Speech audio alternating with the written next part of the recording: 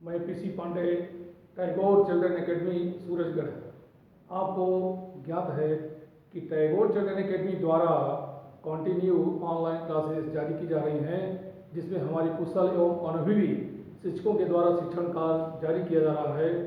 हम आपको प्रतिदिन जो नए नए वीडियोज भेजते हैं, आप उसको देखें और सब्सक्राइब करें, शेयर करें।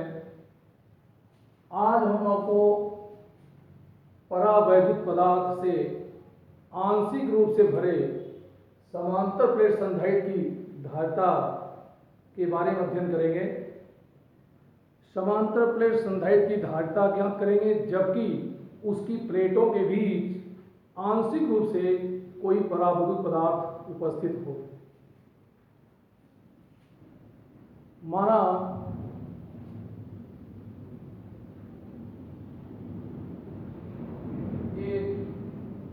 समांतर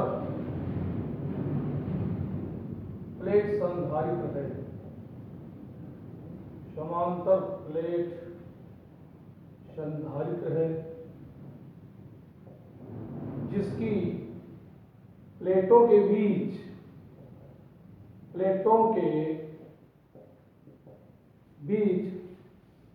एप्सिलॉन आर परावैद्युतांक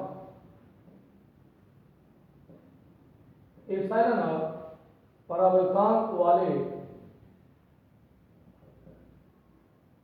पदार्थ की परावैद्युत पदार्थ की टी मोटाई की पट्टी आंशिक रूप से भरी है, आंशिक रूप से भरी है। तो यहाँ पे एक समांतर प्लेट संधारित्र देते हैं और उसकी प्लेटों के बीच एप्सिलॉन आर परावैद्युतांक वाले पदार्थ की टी मोटाई की कोई पट्टी आंशिक रूप से भरते हैं।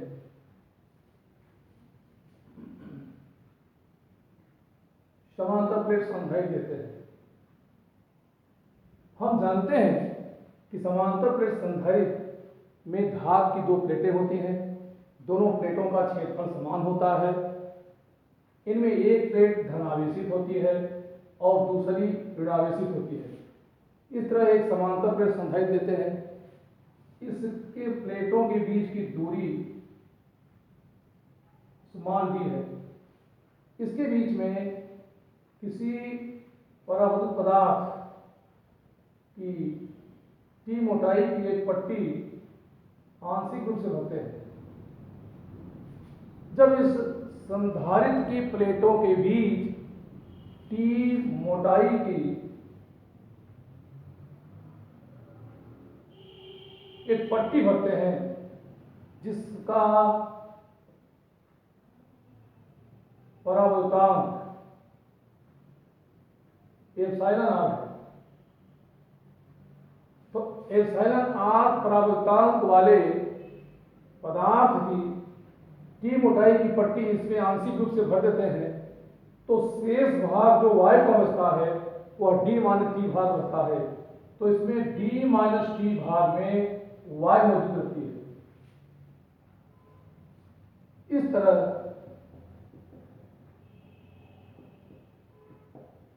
डी माइनस टी भाग में वायु उपस्थित होती है, वायु उपस्थित होती है। जब टी मोटाई की पट्टिका भरते हैं तो यह प्लेटों के बीच टी स्थान को घेर लेता है। शेष जो भाग बचता है वह वायु का होता है। तो इसमें वायु का भाग डी माइनस टी है। और हम यह भी जानते हैं कि भिन्न भिन्न माध्यम में विद्युत क्षेत्र तीव्रता विभवांतर का मान भिन्न भिन्न होता है। वायु क्षेत्र में तीव्रता अधिकतम होती है, अन्य माध्यमों में तीव्रता में कमी आती है। जिस माध्यम का परावैद्युतांक जितना ज़्यादा होता है उसमें तीव्रता उतनी कम होती है। तो यहाँ वायु भाग में तीव्रता का मान अधिक होगा और इस माध्यम में तीव्रता कम होगी। तो इसके लिए पहले प्लेटों के बीच परिणामी विभवांतर ज्ञात करते हैं। इसके लिए वायु क्षेत्र में विभवांतर निकालते हैं और इस माध्यम में विभवांतर निकालते हैं। निकाल करके फिर इनको आपस में जोड़ देते हैं, जो प्लेटों के बीच परिणामी विभवांतर होता है। अगर यह मान लें कि वायु क्षेत्र में तीव्रता E नोट हो, यदि वायु भाग में विद्युत क्षेत्र की तीव्रता E नोट हो, यदि वायु भाग में विद्युत क्षेत्र तीव्रता E नोट हो तो E naught is equal sigma by epsilon note. और ये भी जानते हैं सिग्मा पृष्ठावेश घनत्व है, जिसका मान sigma equal to Q by A होता है। इसलिए यहाँ इसको हम लिख सकते हैं Q बाई एप्सिलॉन नोट ए। ये तो वायु क्षेत्र में तीव्रता हो गई। यदि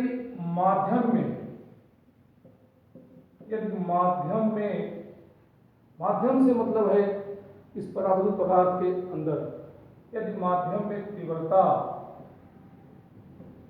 E हो तो E is equal E note by epsilon are होगा, क्योंकि यह जानते हैं कि वायु क्षेत्र में तीव्रता अधिकतम होती है और माध्यम में तीव्रता वायु क्षेत्र में तीव्रता के मान का 1/एप्सिलॉन आर गुना होता है। अर्थात माध्यम के अंदर तीव्रता में कमी आती है, जो उस माध्यम के परावर्तनांक का 1/एप्सिलॉन आर भाग हो जाता है। क्योंकि परावर्तनांक परिभाषा से हम जानते हैं कि epsilon r is equal to E note by E होता है, जहां E नोट वायु क्षेत्र में तीव्रता है, E माध्यम में तीव्रता है। वायु क्षेत्र में तीव्रता और किसी माध्यम में तीव्रता के अनुपात को उस माध्यम का परावर्तनांक कहते हैं। तो परावर्तनांक की परिभाषा से माध्यम का परावर्तनांक epsilon R equal to E note by E है। इस तरह यहाँ पर E equal to E note by epsilon are होगा। तो इस तरह वायु क्षेत्र में और माध्यम में तीव्रता का मान ज्ञात होने से अब हम प्लेटों के बीच परिणामी विभवांतर ज्ञात करते हैं। इसलिए प्लेटों के बीच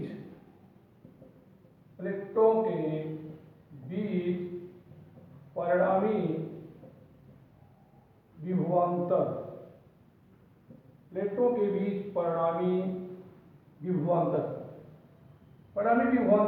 V इज इक्वल, परिणामी विभवांतर से मतलब है प्लेटों के बीच प्रभावी विभवांतर। ये होगा वायु क्षेत्र में विभवांतर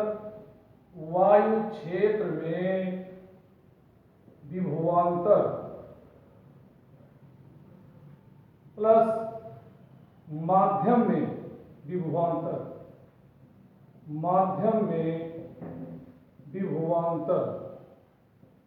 यहां देखते हैं कि D-T भाग में वायु उपस्थित है और T भाग में माध्यम उपस्थित है, तो वायु क्षेत्र में विभवांतर का मान ज्यादा होगा और माध्यम में विभवांतर कम होगा। तो दोनों माध्यमों में अलग अलग विभवांतर ज्ञात करते हैं। वैसे भी हमें जानते हैं सूत्र के अनुसार कि विभवांतर, किसी माध्यम जो विभवांतर होता है V इक्वल टू ED, जहाँ E माध्यम में तीव्रता और D उस माध्यम की मोटाई होती है। तो इस तरह वायु क्षेत्र में जो विभवांतर होगा ये होगा वायु क्षेत्र में तीव्रता और गुणे वायु क्षेत्र की मोटाई। तो वायु क्षेत्र में तीव्रता E नोट है और वायु क्षेत्र की मोटाई D-T प्लस माध्यम में विभवांतर, तो माध्यम में विभवांतर का मान होगा माध्यम में तीव्रता E इंटू माध्यम की मोटाई T। किंतु यह जानते हैं कि माध्यम में तीव्रता वायु में तीव्रता के मान का 1/एप्सिलॉन नोट, माध्यम में तीव्रता का मान वायु तीव्रता के मान का 1/एप्सिलॉन आर गुना होता है।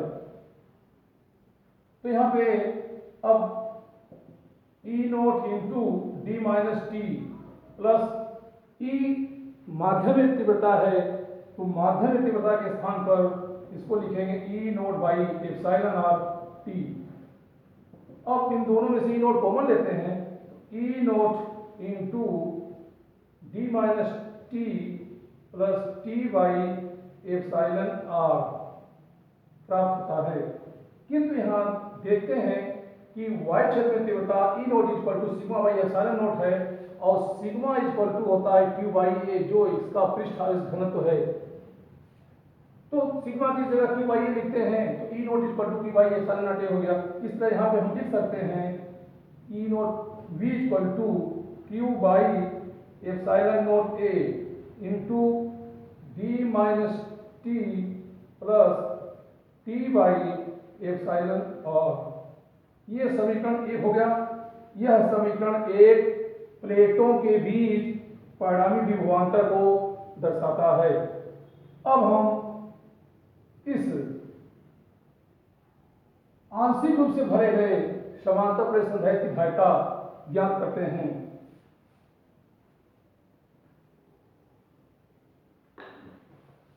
अतः समांतर प्लेट संधारित्र की धारिता हमें जानते हैं कि समांतर प्लेट संधारित्र की धारिता C equal to Q by v सूत्र से ज्ञात करते हैं। यह समीकरण 2 है। अब समीकरण 1 से V का मान यहां पर रखते हैं, तो समीकरण 1 से मान 2 में रखने पर, तो समीकरण 1 से मान रखते हैं तो C is equal to Q by epsilon naught A into D minus T plus T by epsilon R होता है, जहां Q से Q कैंसिल जाता है। इस तरह देखते हैं कि समांतर प्लेट संधारित्र की धारिता का मान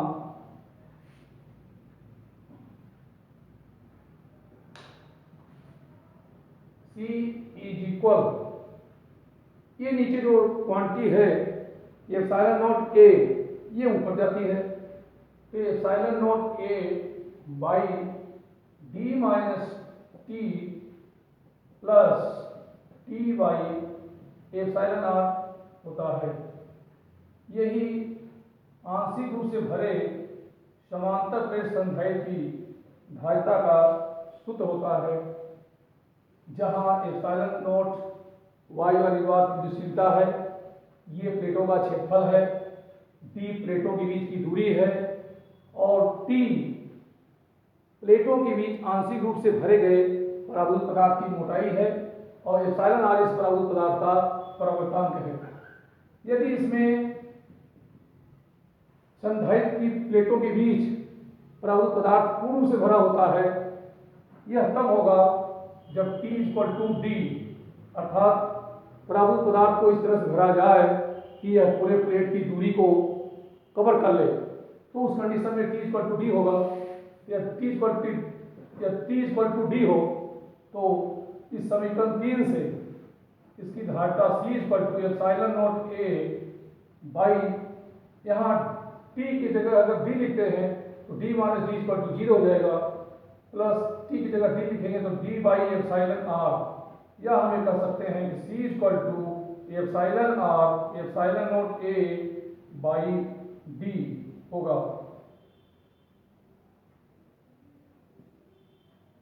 अर्थात यह पराभूत पदार्थ से पूर्ण रूप से भरे गए समांतर प्लेट संधारित्र की धारिता का सूत्र होता है। तो इस तरह समीकरण 3 की सहायता से आंशिक रूप से भरे समांतर प्लेट संधारित्र की धारिता ज्ञात कर लेते हैं। अब हम समांतर प्लेट संधारित्र की धारिता ज्ञात करेंगे जबकि उसकी प्लेटों के बीच एक से अधिक पराभूत पदार्थ भरे हों, जिनकी मोटाई भिन्न भिन्न हो और उनके परावर्तांक का मान भी भिन्न भिन्न हो।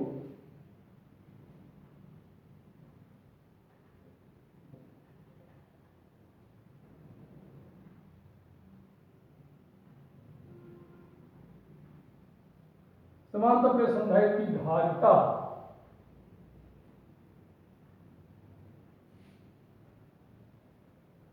जबकि इसके प्लेटों के बीच विभिन्न मोटाई एवं भिन्न भिन्न प्रवर्तांक के पदार्थ समांतर प्लेट संधारित्र की धारिता समांतर प्लेट संधारित्र की धारिता समांतर प्लेट संधारित्र की धारिता जबकि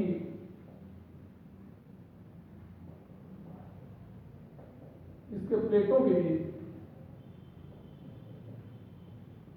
जबकि इसके प्लेटों के बीच विभिन्न परावैद्युतांक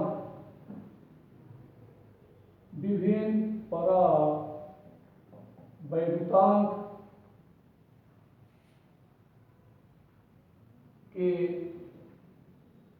पदार्थ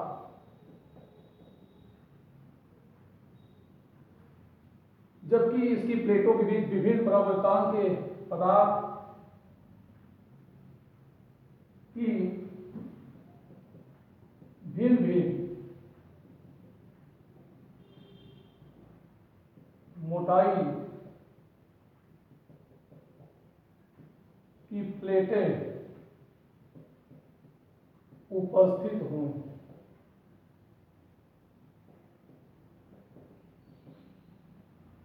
इसको भी हम आंशिक रूप से ही भरी मानते हैं। Capacitance of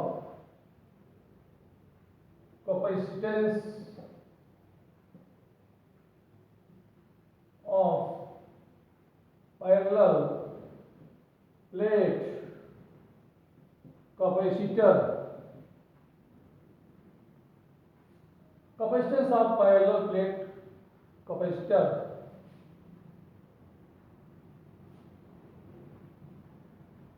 filled with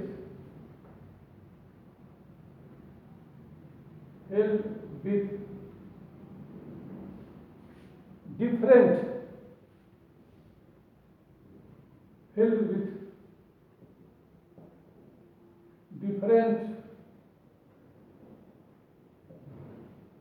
dielectric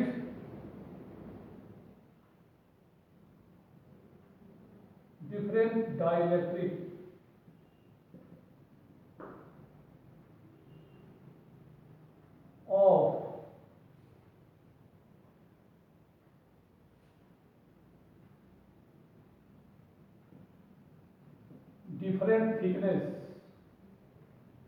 different thickness अब समांतर प्लेट संधारित्र की धारिता का अध्ययन करेंगे जबकि इसकी प्लेटों के बीच एक से अधिक परावैद्युत पदार्थ की प्लेटें उपस्थित हों जिनके परावर्तांक के मान भिन्न भिन्न हों और इनकी मोटाई भी भिन्न भिन्न हो। तो इसके लिए मानते हैं कि माना एक समांतर प्लेट संधारित्र देते हैं, इसमें एक समांतर प्लेट संधारित्र लेते हैं। प्रारंभ में इसके प्लेटों के बीच की दूरी स्मॉल डी होती है। तो समांतर प्लेट संधारित्र के प्लेटों के बीच की दूरी डी है। एक प्लेट धनावेशित और दूसरी ऋणावेशित है। इसके प्लेटों के बीच भिन्न भिन्न परावैद्युतांक एवं भिन्न भिन्न मोटाई के परावैद्युत पदार्थ की पट्टी भरते हैं।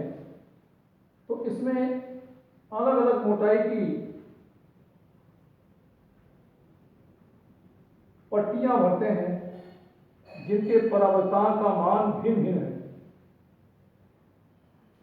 पहली पट्टी की मोटाई T1 लेते हैं, दूसरे परावैद्युत पदार्थ की पट्टी मोटाई T2, तीसरे प्रबुद्ध पदार्थ के पट्टी की मोटाई T3 और इसी तरह इसमें nवें प्रबुद्ध पदार्थ के पट्टी की मोटाई Tn लेते हैं, अर्थात इसमें T1, T2, T3 और Tn मोटाई के पदार्थ भरे गए हैं। इनके प्रवर्तांक का मान epsilon R1, epsilon R2, epsilon R3 एवं एप्सिलॉन Rn है। इन प्रबुद्ध पदार्थों के प्रवर्तांक के मान भी भिन्न भिन्न हैं, अर्थात एक अलग अलग प्रवर्तांक वाले पदार्थ इसके अंदर उपस्थित हैं। पहले प्रबुद्ध पदार्थ का प्रवर्तांक एप्सिलॉन R1 है, इसकी मोटाई T1 है। दूसरे प्रबुद्ध पदार्थ की मोटाई T2 और इसका प्रवर्तांक एप्सिलॉन R2 है। इसी तरह तीसरे प्रबुद्ध पदार्थ का प्रवर्तांक एप्सिलॉन R3 तथा इसकी मोटाई T3 लेते हैं। इस प्रकार nवें पदार्थ के प्रवर्तांक का मान एप्सिलॉन R1 तथा इसकी मोटाई Tn लेते हैं। तो यहाँ ये देखते हैं कि इन पदार्थों की मोटाई अलग अलग है, इनके प्रवर्तांक का मान अलग अलग है और इसमें कुछ भाग वायु का उपस्थित है, कुछ भाग में वायु उपस्थित है। तो वायु भाग की जो मोटाई होगी, यहाँ वायु भाग की मोटाई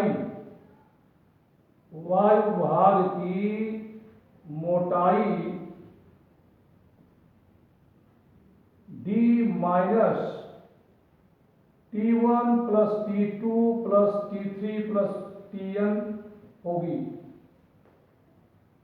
अर्थात वायु का भाग D minus T1 plus T2 plus T3 भाग में होगा। फिर इनके हमें देखते हैं कि यहाँ भिन्न भिन्न पदार्थ उपस्थित हैं, तो भिन्न भिन्न पदार्थों में तीव्रता भिन्न भिन्न होगी, विभवांतर भी भिन्न भिन्न होगा। तो पहले हम भिन्न भिन्न माध्यमों में विभवांतर ज्ञात करते हैं और इसके बाद प्लेटों के बीच परिणामी विभवांतर ज्ञात करते हैं। परिणामी विभवांतर ज्ञात होने पर समांतर प्लेट की संधारित्रता ज्ञात कर लेते हैं। तो माना संधारित्र के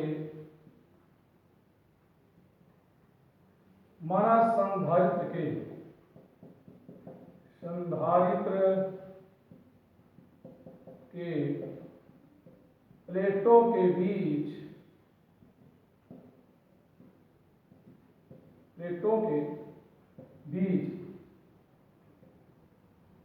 epsilon R1, epsilon R2, epsilon R3 व एप्सिलॉन Rn परावैद्युतांक वाले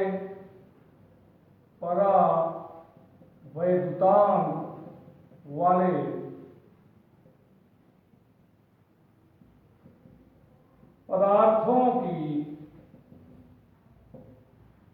epsilon R1, epsilon R2, epsilon R3 व एप्सिलॉन Rn परावैद्युतांक वाले पदार्थों की T1, T2, T3 व Tn मोटाई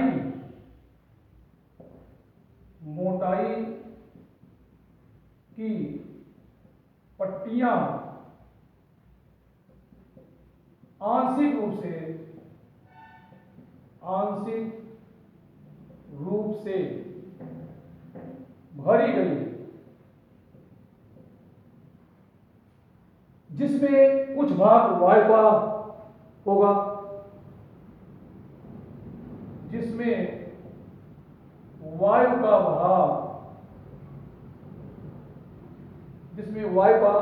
भाग D minus T1 plus T2 plus T3 plus so forth so on Tn होगा, अर्थात इसमें D minus T1 plus T2 plus T3 plus Tn भाग में वायु मौजूद होगा।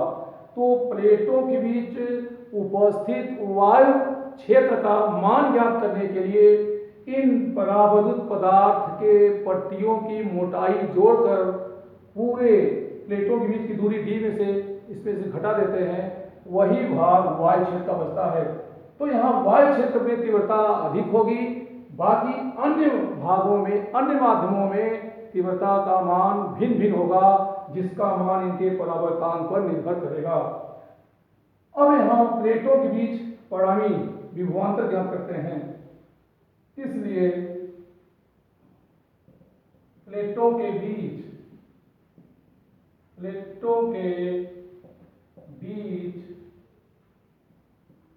परिणामी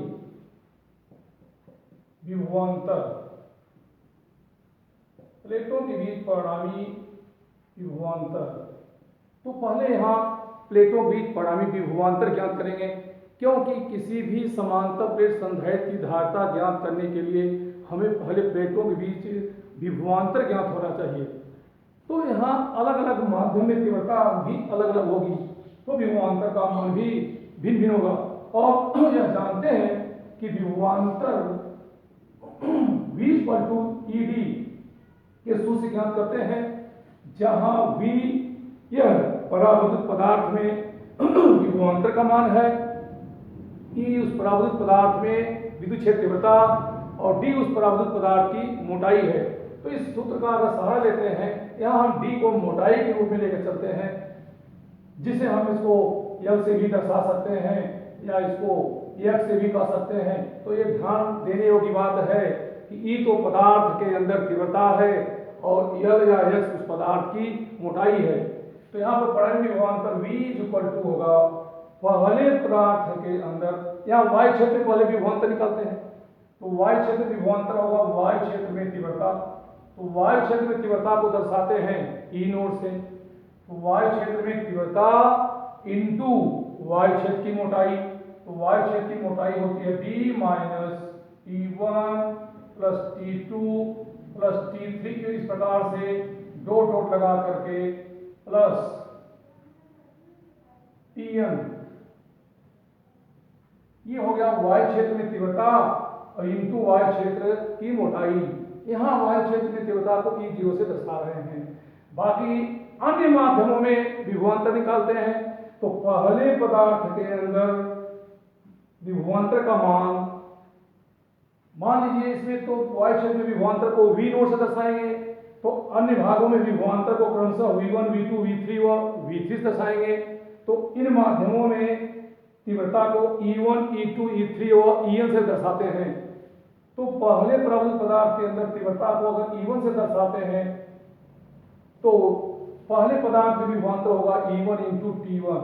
इसी प्रकार से यह दूसरे पदार्थ के अंदर तीव्रता E2 है, तो दूसरे पदार्थ में विभवांतर E2 T2। इसी प्रकार तीसरे भाग में यदि तीव्रता E3 है, तो तीसरे भाग में तीसरे पदार्थ में विभवांतर का मान E3 T3 होगा। और इसी तरह से लास्ट में nवें भाग में यानी nवां जो पदार्थ है उसके अंदर तीव्रता EL और मोटाई उसकी TL लेते हैं। तो यह विभवांतर का मान प्राप्त होता है। अब यहाँ आप देखते हैं कि ये जो तीव्रताएं E1, E2, E3 हैं, ये भिन्न भिन्न माध्यम में क्षेत्र के मान है। और ये भी जानते हैं कि किसी माध्यम में तीव्रता Y में तीव्रता के मान का 1/εr गुना होता है। तो यहाँ E1, E2, E3 और En का मान पहले E नोड के पदों में ज्ञात करते हैं। तो V naught is equal to E naught into D minus T1 plus T2 plus T3 plus so forth so on Tn।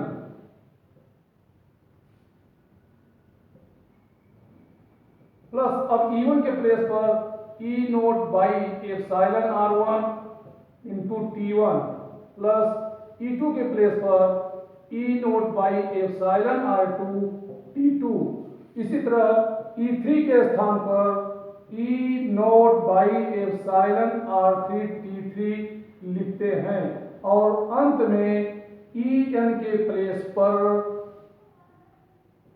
E note by epsilon Rn Tn लेते हैं। अब यह देखते हैं कि इन सभी पदों में E नोट कॉमन के रूप में प्राप्त हो रहा है, अतः E नोट को हम पहले कॉमन के रूप में लिखते हैं।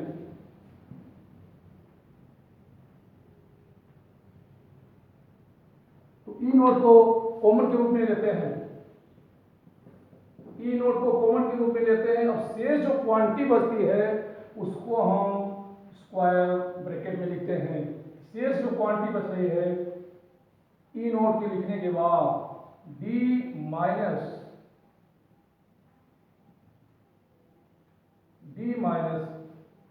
T1 plus T2 plus T3 plus so forth so on plus Tn। शेष जो क्वांटिटी यहाँ बच रही है यह बच रही है T1 by epsilon R1 plus T2 by epsilon R2 plus T3 by epsilon R3, और इसी तरह से दो डॉट लगाते हैं और लास्ट में Tn बाई एप्सिलॉन Rn लिखते हैं। यहाँ यह देखते हैं कि E नोट यह y क्षेत्र में तीव्रता का मान है, और यह जानते हैं कि y क्षेत्र में तीव्रता का मान E naught is equal sigma by epsilon note होता है। यहाँ सिग्मा प्लेटों का पृष्ठावेश घनत्व है, और ये भी जानते हैं कि समांतर प्लेट संधारित्र में दोनों प्लेटों का क्षेत्रफल समान होता है, दोनों पर आवेश की मात्रा भी समान होती है, केवल प्रकृति भिन्न होती है, अर्थात एक प्लेट पर प्लस क्यू आवेश तो दूसरी प्लेट पर माइनस क्यू होगा, अर्थात पहली प्लेट का पृष्ठावेश घनत्व प्लस सिग्मा तो दूसरी का माइनस सिग्मा होगा। तो यहाँ पर sigma equal to Q by A होता है, जैसा कि पृष्ठावेश घनत्व के परिभाषा से हम जानते हैं कि अगर ए क्षेत्रफल पर आवेश का मान क्यू है तो एकांक क्षेत्रफल पर आवेश का मान क्यू बाई ए होगा, और यही पृष्ठावेश घनत्व की परिभाषा है।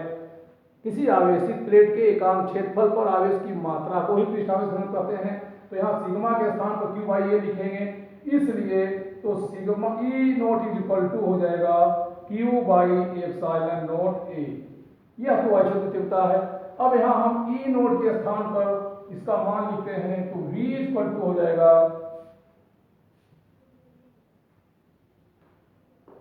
E नोट के स्थान पे इसकी वैल्यू अगर लिखें, इसको ऊपर लिखते हैं,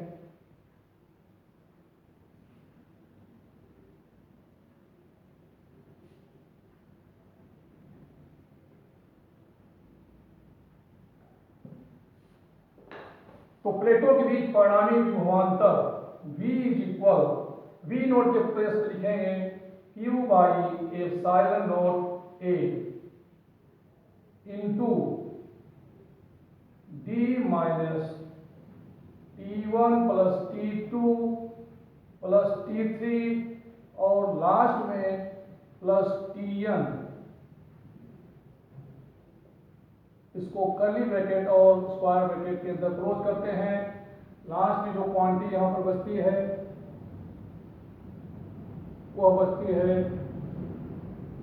T1 by epsilon R1 plus T2 by epsilon R2 plus T3 by epsilon R3, और इसी तरह लास्ट में Tn बाई एप्सिलॉन Rn प्राप्त होता है। यह तो प्लेटों के बीच परिणामी विभवांतर का मान प्राप्त होता है। इसे हम समीकरण 1 से दर्शाते हैं। यह प्लेटों के बीच परिणामी विभवांतर है। अब हम जानते हैं कि संधारित्र की जो धारिता होगी, इसलिए संधारित्र की धारिता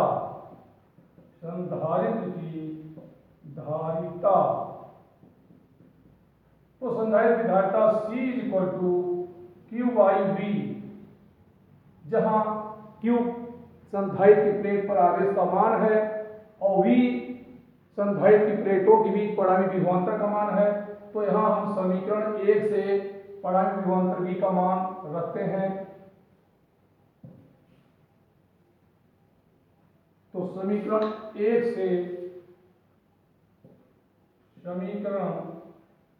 से v का मान 2 में रखने पर संधारित्र की धारिता C इक्वल टू क्यू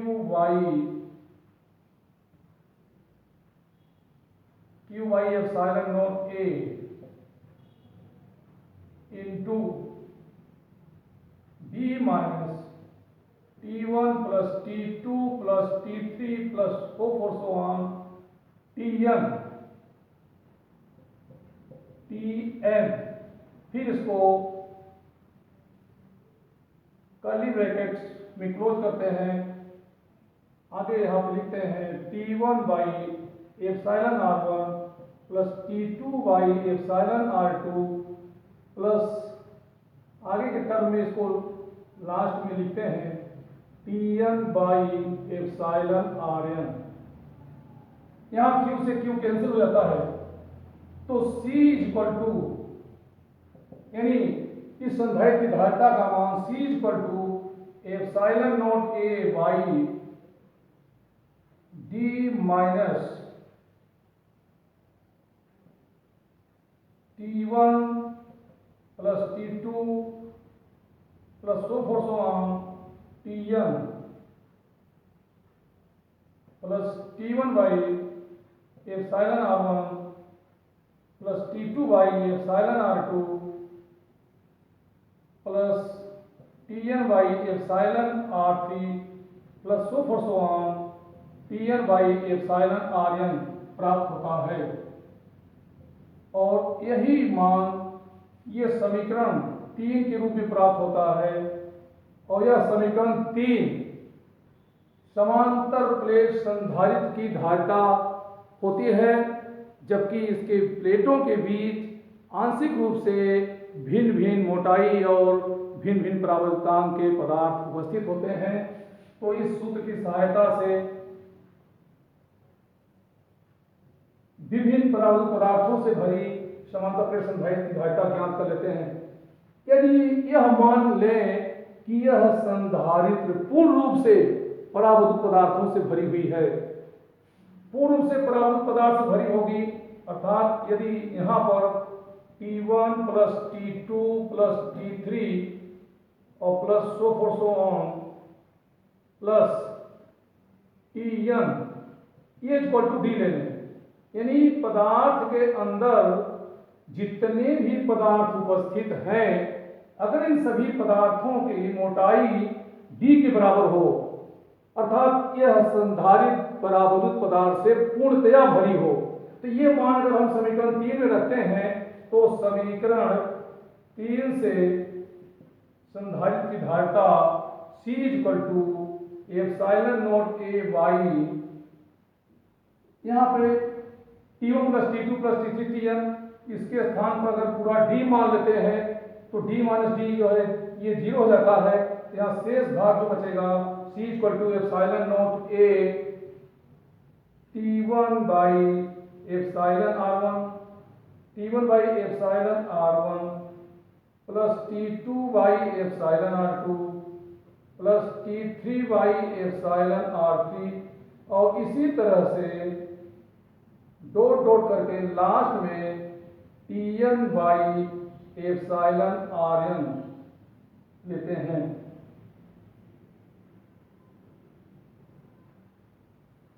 ये जो समीकरण प्राप्त होता है यह परावर्तित पदार्थों से पूर्ण रूप से भरे समांतर प्लेट संधारित्र की धारिता का सूत्र होता है। अब यहाँ पर हम ये देखते हैं कि अगर परावर्तित पदार्थ के अंदर भिन्न भिन्न मोटाई के परावर्तित पदार्थों को भरते हैं, जिनके परावर्तांक भी भिन्न भिन्न हैं, अगर आंशिक रूप से भरे हुए हैं तब तो इसकी धारिता का मान समीकरण 3 से ज्ञात करते हैं, और अगर पूर्ण रूप से भरा हुआ है तो समीकरण 4 से ज्ञात करते हैं। तो आप जो हम वीडियो आपको भेजते हैं इसको नियमित रूप से देखें, लाइक करें और इसको सब्सक्राइब करना न भूलें। आप सब्सक्राइब अवश्य करें और इसी के साथ आज का मैं यह बंद करता हूँ। फिर नेक्स्ट आपसे मिलते हैं। Thank you.